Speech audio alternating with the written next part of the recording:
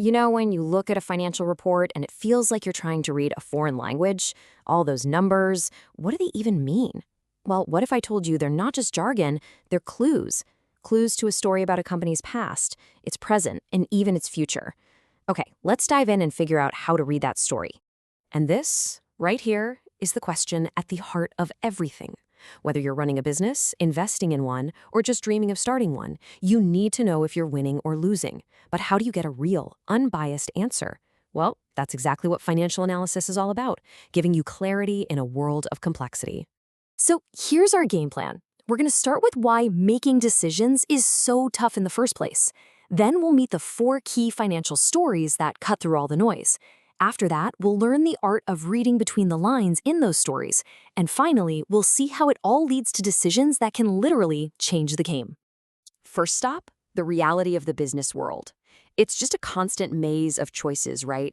And making the right call isn't about luck, it's about having a solid process.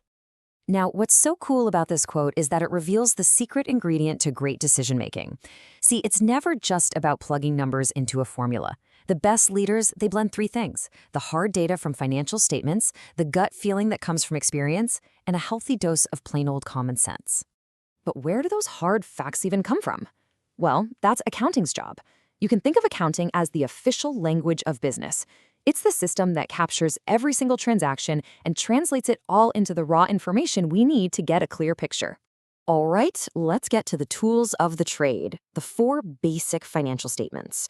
But I want you to forget the idea of some dusty, boring reports. Think of these as 4 interconnected stories. Each one gives you a totally unique chapter in a company's financial narrative. The first story is the balance sheet. And the best analogy for it is a photograph. It's a snapshot that freezes a single moment in time to show you exactly what a company owns, those are its assets, and what it owes, its liabilities. The difference between the two? Well, that's the owner's stake, or the equity.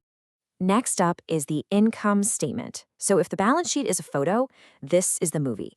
It shows performance over a period of time, like a quarter or a whole year. It's kind of like a report card. You take all the money that came in, the revenue, and subtract all the money that went out, the expenses. What's left over is the bottom line, your profit or your loss. Then we have the cash flow statement. This one is simple but so powerful. Forget all the accounting rules for a second. This is basically the company's bank statement. It just follows the real cash coming in and going out. You know, profit is an opinion, but cash is a fact. That's why this is the ultimate reality check. And the fourth story is the statement of changes in equity. This one zones in on the owner's perspective. It answers the question, how has our slice of the pie changed over time? It tracks everything from profits that get reinvested back into the business to new cash coming in from investors. And this slide just wraps it all up perfectly. Think of it as your cheat sheet. The balance sheet asks, where do we stand? The income statement asks, did we win or lose? The cash flow statement asks, where's the cash? And the equity statement asks, what's the owner's story?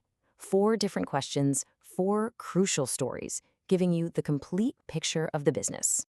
Okay, so we've got our 4 stories, but just having them isn't enough. Now comes the really fun part, learning how to interpret them. This is where we go from being readers to being detectives, uncovering the clues hidden inside the numbers. This is the art of analysis. And you know, there is a method to the madness. First, you break down each statement to understand its parts. But the real magic happens in step 2, comparison. You compare this year to last year, or your company to your biggest competitor. Finally, you interpret those comparisons using context, what's happening in the industry, in the wider economy. That's what turns data into real intelligence. So how did detectives find those hidden clues? Well, their number 1 tool is financial ratios. Think of them like a magnifying glass. For instance, by taking 2 numbers from the income statement, say gross profit and revenue, you get a ratio called gross margin.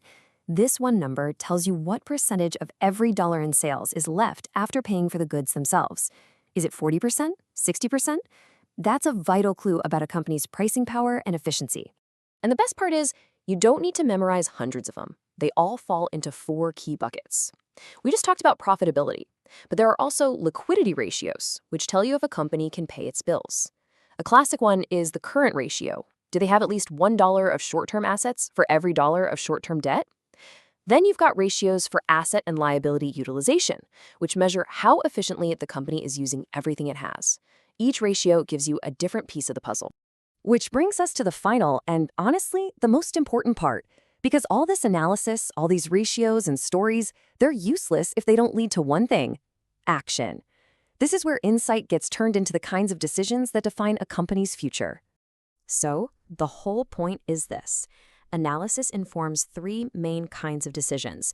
You've got investment decisions. Should we build that new factory?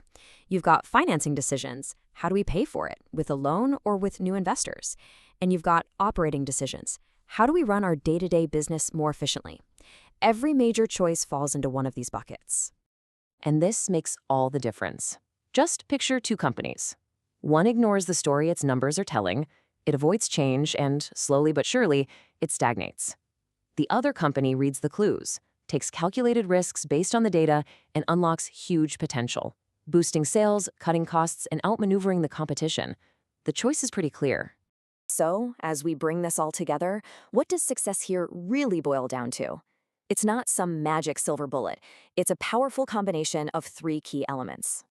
And here they are, bringing us right back to where we started. The very best decisions are born from this trifecta: solid information from your financial stories, the priceless experience you've gained in the real world, and clear-headed common sense. You need all three. Data without context is meaningless, and a gut feeling without data is just a guess. Their power is in their combination. So I'll leave you with this question. Stop looking at finance as a spreadsheet full of numbers. Start seeing it as a narrative, a story of struggle, triumph, and potential. If your business were a book, what story would its financials be telling right now?